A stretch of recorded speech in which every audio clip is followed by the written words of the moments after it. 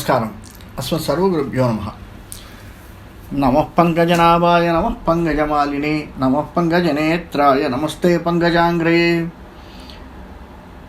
ஸ்ரீயப்பதியான ஸ்ரீமன் நாராயணனுடைய கடாட்சத்தாலும் ஆச்சாரியனுடைய அனுகிரகத்தாலும் இந்த 5வது வருடம் கண்டினியூஸாக நாம் பார்க்கக்கூடிய இந்த ஜூமில்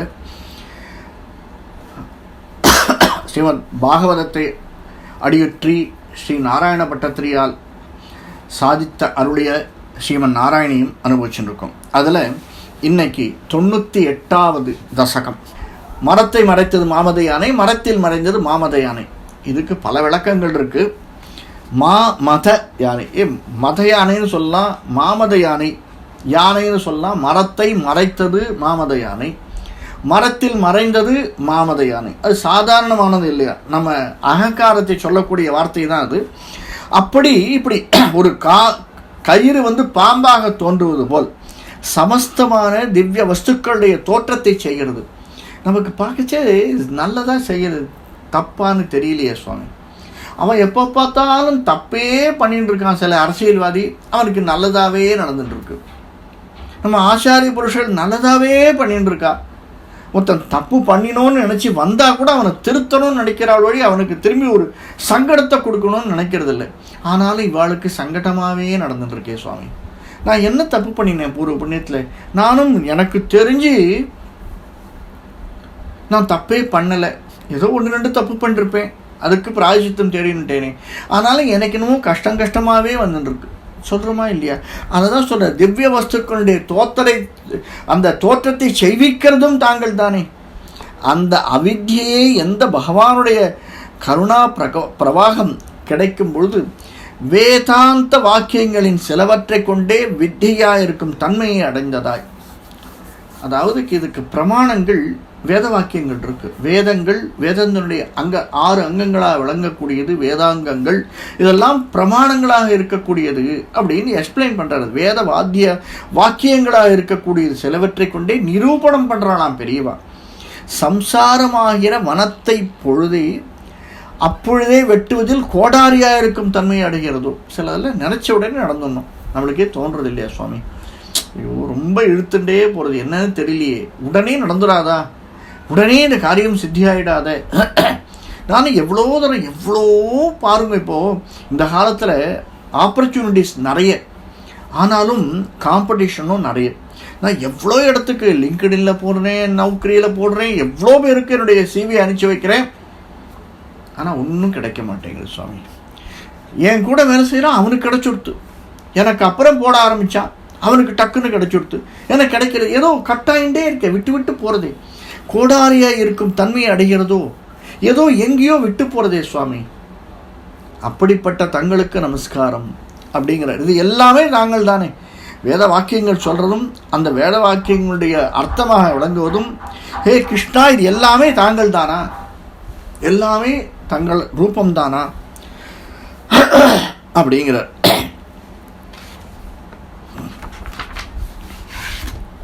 எது காணப்படுகிறதோ, எது காணப்படாததோ, எது தெரிகிறதோ, எது தெரியாததோ, எது புரிகிறதோ, எது புரியாததோ அப்படின்னு சொல்றாரு பாருங்க. பூஷாசு ஸ்வர்ணவத்வா ஜகதி கடசரா ஆதிக்கே முக்திகாவத்து தத்வே சஞ்சித்யமானே ஸ்புரதி தததுனா அப்யவிதீயம் வபுஸ்தே ஸ்வப்ன திரஷ்டு பிரபோதே த்ரமிலய விதௌ ஜீர்ண ரஜ்ஜோஷயத்வத் வித்யாலாபே ததைவ ஸ்புடமபி விகசயத் கிருஷ்ண தஸ்மை நமஸ்தே. கிருஷ்ணா ஏ கிருஷ்ணா தஸ்மை நமஸ்தே, உன்னை நான் நமஸ்கரிக்கிறேன். இந்த சில சமயத்தில் பொய் சொன்னால் நம்பிடுறா சுவாமி, உண்மைன்னு சொன்னால் விசாரிக்கணுங்கிறா. சொல்கிறோமா இல்லையா? ப்ரூவ் பண்ணு, உடனே அதானே சொல்ல, எங்கே ப்ரூவ் பண்ணு அப்படின்னு கேட்குறா இல்லையா? இது என்ன சுவாமி அர்த்தம்? பகவான் இருக்கான்னா ப்ரூவ் பண்ணுன்னு கேட்குறா. நான் என்னத்தை பண்ணுவேன்? காற்று இருக்கான்னா உணர்ந்து பார்க்கணும்னா எங்கள் கண்ணில் காட்டு அப்படிங்கிறா. நான் என்ன பண்ணுவேன்? எனக்கு அடித்தா வலிக்கிறதுனா எப்படி வலிக்கும்? காட்டுன்னா அடித்து பார்த்தா தான் தெரியும், வலியை வாங்கி பார்த்தா தான் தெரியும். வலியை காட்டுன்னா நான் எங்கே சுவாமி காட்டுறது?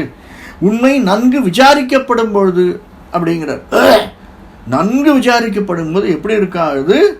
புஃபாஷு, இந்த குண்டலம் முதலிய ஆபரணங்கள் ஸ்வர்ணம் போல இருக்கான்.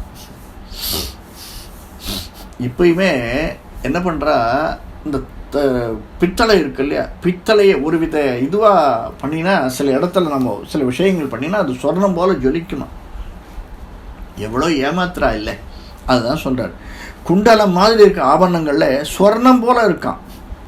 குடம் மடக்கு முதலிய மண் போலவும், இந்த குடம் மண் பானைகள் பண்ணுறோம் இல்லையா, மடக்குன்னு சொல்லுவாள். அந்த ஒரு மாதிரி மடங்கி இருப்பது மடக்கு, மடக்கி வருவது மடக்கு. குடம் மடக்கு, இந்த மடக்கில் தான் அக்ஷதை வச்சுருப்பா. நம்ம பெரியவா பார்த்தேன்னா தெரியும், அதில் அக்ஷதை இருக்கும் மெயினாக. குடம் மடக்கு முதலியவற்றை மண் போலவும். அது உண்மையாக அது மடக்குன்னு சொல்ல வேளா, மண்ணுன்னு சொல்லுவேளா இல்லையா? மடக்குன்னு பார்த்தா அந்த குடம்னு பார்த்தா மண் குடம், குடம்னு பார்த்தா குடம், மண்ணுன்னு பார்த்தா மண். தங்களுடைய ஜகத்காரணமானதும் இரண்டாவது இல்லாததுமான ரூபம், ஜகத்து இரண்டாவது இல்லாத ரூபம், அது பிரகாசிக்கிறது அப்படிங்கிறார் இவர். என்னன்னா அதை நான் எப்படி பார்க்கறது இல்லையா? சொப்னம் காண்கிறவனுக்கு விழிப்புண்டான பொழுது, அந்த அஞ்ஞான கல்பிதமான பிரபஞ்சத்தில் லயமேற்படும் பொழுது அப்படின்னு ஒரு விஷயத்தை சொல்கிறார். சொப்பனம் பார்க்கறது நமக்கு ஒரு சில பேருக்கு சில விஷயங்கள், பல பேருக்கு நிறைய சொப்னம் வரும். ஒரு 2 நாளைக்கு ஒரு தடவை 3 நாளைக்கு ஒரு சொப்பனம் வரும். சொப்பனம் ஒரு அரை மணி நேரம் கழிச்சு அதை எக்ஸ்பிளைன் பண்ணோன்னா முடியாது. சொப்பனத்தில் பார்க்கச்சே ரொம்ப டீட்டெயிலிங்காக இருக்கும், முடிச்சிட்டப்புறம் ஒன்றுமே இருக்காது. இதுதான் பண்ணினேன், அதுதான் வந்தது, இதுதான் வந்தது. சில பேரால் சொல்ல முடியும், பல பேரால் சொல்ல முடியாது. அந்த சொல்ல முடியதுவே டீட்டெயிலிங் இருக்காது. அந்த அஞ்ஞானங்கிற மாயை போயிடுறது. அது இதுக்கு அது வேறுபட்டது அப்படின்னு சொல்ல வர்றார். இந்த தீபம் முதலாற்றியவர்கள் இருள் நீங்கிற பொழுது, ஒரு டார்க்காக இருக்கிற ஒரு விளக்கு எடுத்துன்னு போனால் இருள் நோங்கிடுறது. அந்த இருள் எங்கே இருந்தது, அந்த இருள் எங்கே போகிறது யாருக்கு தெரியும் சுவாமி? நம்ம ஒரு 4 பக்கமும் அடைச்ச ஒரு ரூமில் இருக்கோம். இந்த ரூமில் லைட்டு போடல, இருட்டாக இருக்குது. லைட்டு போட்ட உடனே இந்த இருட்டு எங்கே போகிறது? லைட்டு அணைச்ச உடனே இருட்டு எங்கேருந்து வர்றது? ஒரு பெரிய கொஸ்டின் தானே இல்லையா? அந்த இருட்டு எங்கே போகிறது? அதுதான் அஞ்ஞான கல்பிதமானது அப்படிங்கிற, நமக்கு பியாண்ட் அவர் ரீச். அதற்கு ஏற்றதாக சர்ப்ப ஞான நாசம் உண்டான பொழுது ஜீரணமான கயிற்றின் அறிவும் எவ்விதம் உண்டாகிறதோ, ஒரு கயிறு ஜீரணமாயிடுறது அப்படின்னு, அதாவது கயிறு பிசுத்து போயிடுறதுன்னா, அது கயிறு ரொம்ப நாளாயிடுத்துன்னு பார்த்தேன்னு வச்சுக்கோங்க, அது அப்படியே ஒன்றுமில்லாத பசன்னு போயிடும். அந்த மாதிரி போயிடுறதான் இந்த ஆத்மா. அப்படியே பச. இப்போ நீங்கள் ஏஐயில் போட்டு பார்த்தீங்கன்னா அப்படியே சிறு காற்றோட அப்படியே பசு போயிடும். ரொம்ப நல்லா பார்க்கலாம். இப்போ அதை அப்படியே அதை தான் சொல்கிறாரு. அப்படியே எப்படி அது விகசித்து போயிடுதோ அந்த மாதிரி இருக்கக்கூடியது எது? பிரம்மம் உண்டான பொழுது. அந்த எவ்விதம் உண்டாகிறதோ அந்த பிரம்மம் உண்டான பொழுது அவ்விதமே அந்த பிரம்மமும் பிரபஞ்சகாரத்தை விட்டு அகண்ட சச்சிதானந்த ரூபமாக பிரகாசிக்கும். அப்படிப்பட்ட தங்களை நான் நமஸ்கரிக்கிறேன். அப்படிப்பட்ட தங்களுக்கு நமஸ்காரம். எதிர இருக்கார் கிருஷ்ணன். கிருஷ்ணரை பார்த்து இவர் சொல்லிட்டு இருக்கார், கிருஷ்ணா வட்டத்திரி, ஆனால் அவனை பார்த்துட்டே இருக்கேன். கொஞ்ச நாள் பார்த்துட்டே இருந்த உடனே என்ன ஆகுது, அந்த கண்ணு பூத்து போயிடுறது தெரியுமா நமக்கு? கொஞ்ச நாள் பார்த்துட்டே இருந்தோம்னா கண்ணு பூத்து போயிடும். மனம் அப்படியே ஒரு மாதிரி ஒரு ஸ்டாக்னேட் ஆன மாதிரி ஒரு ஃபீலிங்கில் வந்துடும். ஒரு செகண்ட் இப்போ தான் பார்த்தோம், இருக்கிற மாதிரி இருக்கு, ஆனால் இல்லாத மாதிரி இல்லையே, திடீர்னு அந்த இடம் மாயையாயிடுத்தேன். அதை அனுபவிக்கிற போது, அனுபவ ரூபமாக இருக்கிற போது அது நம்மளுக்கு தோன்றும், கிருஷ்ணா எனக்கு அப்படி தான் இருக்குது, உன்னை பார்த்தா எல்லாம் நீ தான். இந்த இடத்துல இருட்டாக இருக்குது, திடீர்னு உன்னை பார்க்கச்சே வெளிச்சமாக இருக்கு. உன்னை பார்த்துட்டே இருக்குச்சே அந்த வெளிச்சம் அப்படியே மறைஞ்சிடுறது, அரூபமாயிடுறது. அந்த பிரம்ம ஞானத்தில் நான் உண்டான பொழுது எனக்கு இந்த உலக ஞானமே இருக்க மாட்டேங்கிறது. அந்த சச்சிதானந்த ரூபமாக இருக்கக்கூடிய உன்னை நான் நமஸ்கரிக்கிறேன் அப்படிங்கிறார். அடுத்த ஸ்லோகம். அதாவது இப்போ இது சொல்லிட்ட உடனே யோஜனை பண்ணி பார்க்குறார். நமக்கு ஒளி வருது, இந்த பக்கத்துலேருந்து காற்று வருது, இந்த பக்கத்துலேருந்து பூஜை வருது, எண்ணங்கள் வருது. இதெல்லாம் எங்கேருந்து வருது? பிறக்கச்சே வந்துதா? எங்கேருந்து வருது? யத் பீத்யோ தேதி சூரியோ தகதி சத் தகனோ வாதி.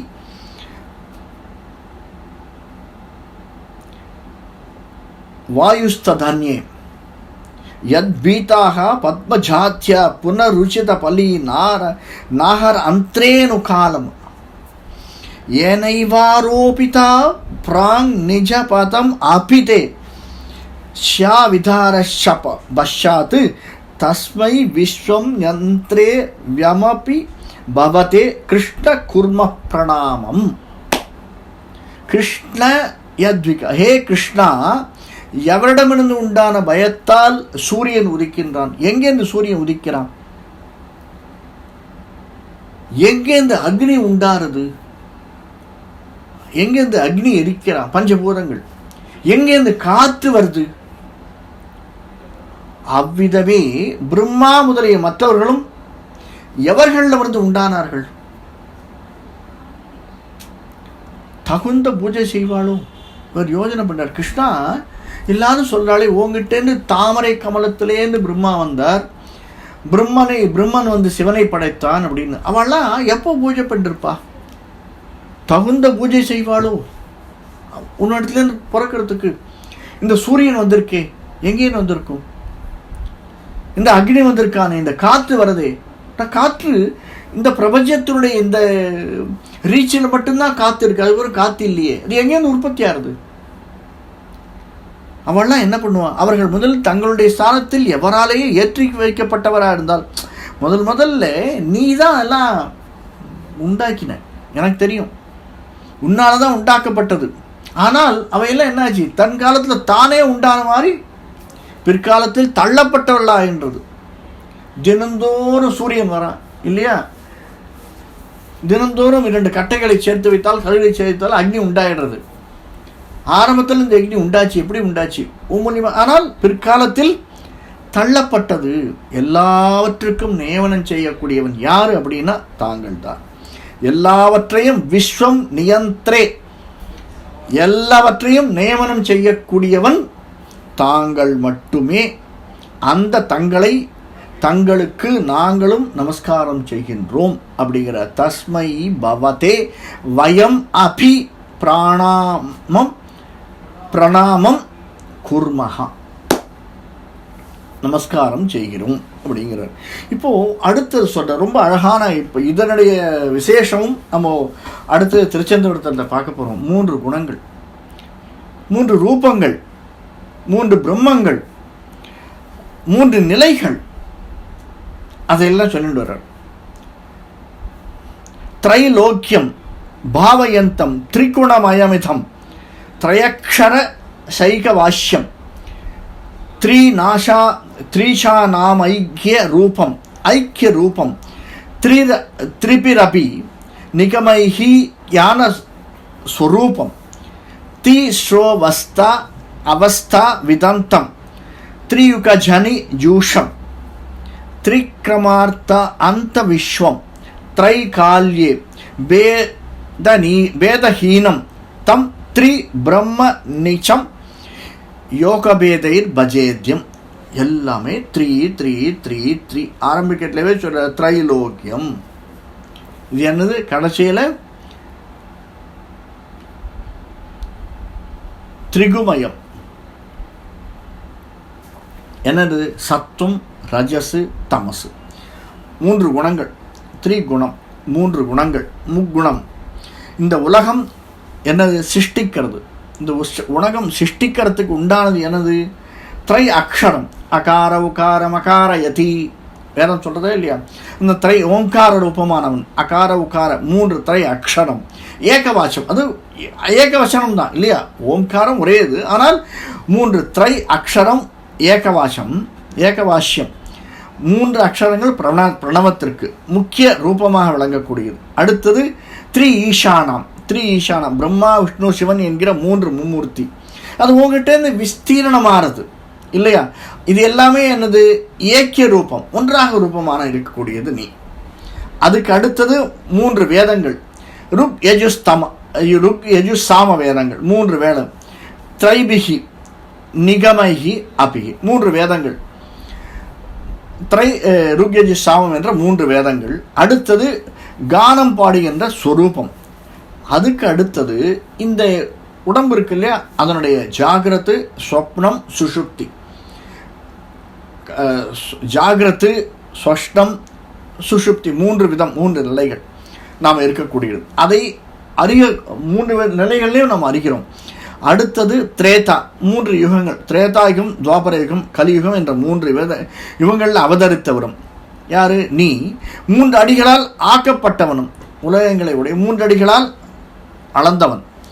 அடுத்தது பூதம், வர்த்தமானம், பவிஷ்யத்து என்று 3 காலங்கள் இல்லையா? நம்ம 3 காலங்கள் தெரியும். பூதம், வர்த்தமானம், பவிஷ்யத்து 3 காலங்கள். எதற்குமே பேதமே கிடையாது. அப்படிப்பட்ட பேதமில்லாத தங்களை நான் என்ன சொல்றார் கரல, கர்மயோகம், ஞான யோகம், பக்தி யோகம் என்ற 3 யோகங்களினால் எப்பொழுதும் பூஜிப்பேனாக அப்படிங்கிறார். அனிஷம் பஜே, அனிஷம் பஜே, திரைபிகி யோகமே 3 யோகம், திரைபிகி யோகமே 3 யோகங்களாலும், கர்ம யோக ஞான பக்தி, கர்ம ஞான பக்தி யோகங்கள் என்ற 3 யோகங்களினாலும் எப்பொழுதும் தங்களை பூஜிப்பேனாக அப்படிங்கிற. இதே தான் நம்முடைய திருச்சந்தவர்த்தம் சொல்றது இல்லையா? 336 ஒரு 5 மாய் 3 மூர்த்தி ஆகி 3 மாய் தோன்று ஜோதி 3 மாய் துளக்கமில் விளக்கமாய் என்ற ஆவியுள் புகுந்த என்கொலோயும் ஈசனே. நீ என்னுடைய ஆவியில் புகுந்தவனே, ஈசனே, நான் அவனை என்னன்னு சொல்லுவேன்ப்பா. நீ 3 மூர்த்தியானவன். அந்த எக்ஸ்பிளனேஷன் பார்க்கச்சு இதனுடைய விவரணங்களும் அதுலேயும் வரும். அப்போ பார்க்கலாம். 3 யோகங்களாலும் நான் உன்னை துதிக்கிறேன், துதிக்கப்படுகிறேன், நீ துதிக்கப்படுகிறாய், உன்னை நான் துதிக்கிறேன் அப்படின்னு சொல்ற. அடுத்தது என்னது சத்தியம்? மாயை, சொப்பனம், பரிணாமம், வளர்ச்சி, க்ஷமை, அதனால் உண்டாகக்கூடியது க்ஷமாபணம் நம்ம சொல்கிறோம் இல்லையா? அதை பற்றி சொல்ல வர்றார். சத்தியம் சுத்தம் விபுத்தம் ஜெயதி தவ வபுர் நித்தியமுக்தம் நிரீகம் நித்வந்தம் நிர்விகாரம் நிகில குணகண வியஜ்ஞதா ஆதாரபூதம் நிர்மூலம் நிர்மலம் தன் நிரவதி மகி மோல் உல்லாசி நிர்லீனம் அந்தர் நிர்லீனம் அந்தர் நிஸ்ஸங்கானாம் முனீனாம் நிருபம பரம ஆனந்த சாந்திர பிரகாசம் அப்படிங்கிறது. பரமானந்த சாந்த பிரகாசம் சத்தியம். இது சத்தியமானது, மாயா சம்பந்தம் இல்லாதது. மாயின்னு நம்ம நினச்சிட்டு இருக்கோம், மாயா சம்பந்தம் இல்லாத சுத்த சத்துவம், சுத்தம், விசுத்தம், பிரகாச ரூபமாக விளங்கக்கூடியது. எப்பொழுதுமே மாயா தற்காரியங்களிலிருந்து விடுபட்டது. இது எப்படிப்பட்டது? விடுபட்டது. நித்தியமுக்தம், நித்தியமுக்தம், விடுபட்டது.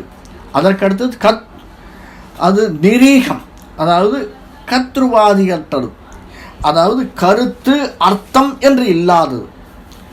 இது எப்படிப்பட்டது? பரிணாமம் என்ற விகாரத்தை உடையது. அந்த விகாரத்தை இல்லாததாக செய்யக்கூடியது. பகவான் திரிமூர்த்தியா அவதாரம் எடுத்திருக்கான்.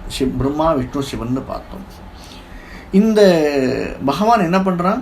3 அடி மண் வேண்டும்னு கேட்டு சின்ன குழந்தையா போகிறான். அவன் சின்ன குழந்தையா போய் ஒரு 2 செகண்ட் அவனை பார்க்கறதுக்குள்ள திரிவிக்ரம அவதாரம் எடுத்துடுறான். அப்போ பகவான் சிறியவனா பெரியவனா? பெரியவனாக இருக்கக்கூடியவன் சிறியவனா? சிறியவனாக இருந்தவன் பெரியவனா? தெரியலையே நமக்கு இல்லையா? அந்த பரிணாமத்தினுடைய விகாரம் அற்றது. பரிணாமம் விகாரத்தை கொண்டது, ஆனால் அவன் விகாரமற்றவன், இதற்கெல்லாம் அப்பாற்பட்டவன் அப்படின்னு அர்த்தம்.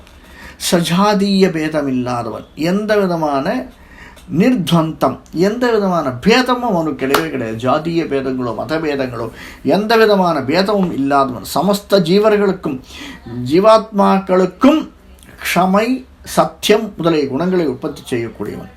எல்லா ஜீவாத்மாக்கிட்டையும் சேம் தான். ஒருத்தர்கிட்ட ஒசத்தி, ஒருத்தர்கிட்ட குறைச்சல்னு கிடையவே கிடையாது. அவனுக்கு எதுவுமே கிடையாது. ஆதாரமாக, எல்லா விதமான குணங்களுக்கும் ஆதாரமாக இருக்கக்கூடியவன். தனக்கு காரணமில்லாததும் மாசு அற்றதும் அளவற்ற மகிமையால் பிரகாசிக்கக்கூடியதுமான இருக்கக்கூடியவன். அதாவது எதற்குமே காரணம் அவன், ஆனால் எதற்குமே காரணம் அவன் இல்லை. நாம் செய்கிற கர்மாக்களுக்கு அவனா காரணம்? நாம தானே காரணம். நம்ம படைச்சுட்டான். இந்த ப்ளஸ்ஸு இந்த மைனஸ், இந்த மைனஸு இந்த ப்ளஸ், இந்த ப்ளஸ் இந்த மைனஸு கொடுத்துட்டான். நம்மகிட்ட ஒரு 4-5 இதை கொடுத்துட்டு டோட்டலாக சொல்லுவோன்னா 5 4 9ன்னு சொல்லலாம், 6 3 9ன்னு சொல்லலாம். அதை எப்படி சொல்கிறோம்ங்கிறது நாம தானே சொல்கிறோம். அப்போ அதனுடைய சொல்கிற வினையை நாம் தானே அனுபவிக்கணும் இல்லையா? முதலில் எதை எடுக்கிறோமோ, அடுத்தது எதை சொல்கிறோமோ, இதை ரெண்டையும் சேர்த்து தான் நமக்கு கர்மாங்கிறது ஒன்று வருது. காரணமற்றதும் மாசற்றதும் அளவில்லாத பிரகாசமுடையவன். எப்படிப்பட்டவன்? அளவற்ற மகிமையால் பிரகாசிக்கக்கூடியவன். அப்படிப்பட்டவன் பற்றற்ற முனிவர்களிடம் இருக்கக்கூடிய அந்த காரணத்தில் பற்றி இருப்பவன். அப்படின்னா என்ன அர்த்தம்? முனிவர்கள்ட்ட இருப்பது என்னது அப்படின்னா, அந்த காரணத்திலே உள்ளே சுற்றி கொண்டிருப்பது பக்தி என்பது அவனுடைய எண்ணம். அப்படிப்பட்ட அந்த காரணத்திலே இருக்கக்கூடியவன் பற்றி இருக்கிறான். அவர்களை அந்த இடத்திலே பற்றி இருக்கக்கூடியவன். அவன் எப்படிப்பட்டவன்? ஒப்பற்ற பரமானந்த ஸ்வரூபியாக இருக்கக்கூடியவன், பிரகாசமாக விளங்கக்கூடிய நிரூப பரமானந்தம், சாந்தாகாரம். அப்படிப்பட்ட தங்களுடைய தவ தத்து வப்புகு ஜயதி, தங்களுடைய அந்த ஸ்வரூபம் மேன்மை பெற்று விளங்குகிறது அப்படிங்கிறத சாதிக்கிறார். அடுத்தது இந்த ரொம்ப விசேஷமாக சொல்லக்கூடியது, கருணைக்கடலே குருவாயூரப்பா, சமஸ்த வியாதிகளிலிருந்தும் எல்லோரையும் காப்பாற்று, என்னையும் காப்பாற்று. துர்வாரம் துவாதசாரம்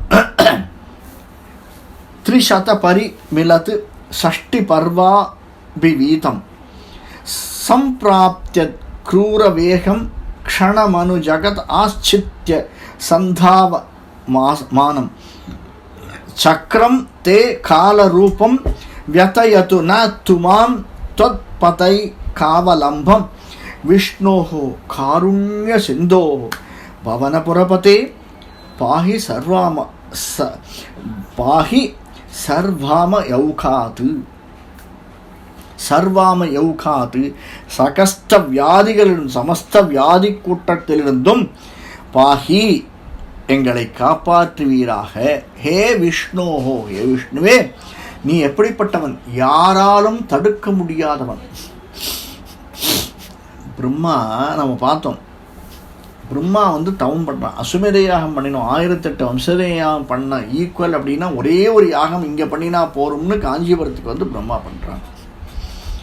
அப்போது சரஸ்வதி கோஷன்னு நதியாக வரா, யாராலையுமே தடுக்க முடியல. அதாவது யாராலையும் தடுக்க முடியாததும், அதை தடுக்கக்கூடியவனும் அவன்தான், அதை உற்பத்தி செய்யக்கூடியவனும் அவன்தான். யாராலையும் தடுக்க முடியாது. அவன் கொடுப்பதை யாராலும் தடுக்க முடியாது. அவன் கொடுக்கணும்னு நினச்சிட்டான்னு வச்சுக்கோங்களேன், யாராலும் தடுக்க முடியாது. அடுத்தது 12 மாதங்களாகிற கழிகளை உடையதும் துவாதசாரம், 12 மாதங்கள், ஒரு வருஷம். இந்த ஒரு வருஷம் நமக்கு நம்ம பார்த்துருக்கோம், அந்த கலியுகம் யுகம் அதெல்லாம் பிரம்மாவனுடைய இது போகிறதுக்கு அந்த ஒரு நாள்ன்றது அது கடைசியில் பார்க்குறோம். 370 நாட்களாகிற முனைகளால் சூழப்பட்டது. அந்த முனைகள் கழிகள் இருக்கு இல்லையா, இது 12 மாதங்கள்ன்ற கழிகள் 360 நாட்கள்ன்ற முனைகளோடு இருக்காம். அது எப்படிப்பட்டது? கொடிய வேகமுடையது, நான் நன்கு சுழலக்கூடியது. எப்படி? ஒவ்வொரு க்ஷணத்துக்கு மாறக்கூடியது. அப்படி மாறிக்கொண்டே இந்த உலகத்தை பிடித்து இழுக்கக்கூடியது. சிம்பிளாக சொன்னோன்னா, நீங்கள் பார்த்துருப்பீங்கன்னு நினைக்கிறேன், இந்த அணு அப்படின்னு சொல்லுவாள். அணு உள்ளுக்குள்ளே ஒரு ரவுண்டாக இருக்கும், நியூட்ரான் புரோட்டான் எலக்ட்ரான், ஒன்றுக்கு இப்படி அப்படின்னு ஓடிண்டே இருக்கும். இதையும் கம்பேர் பண்ணுங்க, மனசில் வச்சுக்கோங்க. அப்படியே இருக்கு பாருங்க, ஒன்று இழுத்துண்டே இருக்கு, ஒன்று உலகை பலாத்காரமாக பிடித்து இழுத்து கொண்டு ஓடுகிறது. அப்படி விரைவாக ஓடுகிறமான தங்களுடைய காலச்சக்கரம் எங்கே இருக்கு? தங்களுடைய திருவடிகளை மட்டும் அவலம்பித்திருக்கிறது. அப்படிப்பட்டது தங்களுடைய திருவடி சரணத்திலே எல்லாம் அடங்கி விடுகிறது அப்படிங்கிறார். ஜகத்து ஆச்சித்ய, பலாத்காரம் அப்படியே பிடிச்சி இழுத்துன்னு இருக்கான், விரைவாக ஓடக்கூடியதாக. காலரூபம் சக்கரம், அந்த காலரூபமாகிற சக்கரம் அப்படி ஓடின்னு இருக்கு. எல்லாத்துக்கும் காரணமானவன் யாரு?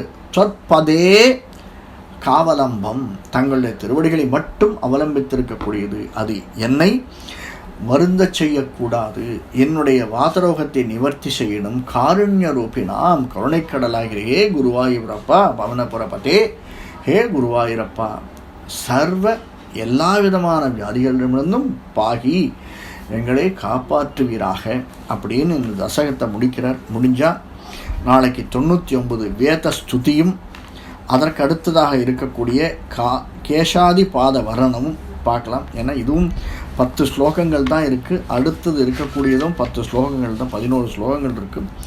எப்படி பகவான் கிருபை பண்ணுறான்னு பார்க்கலாம்.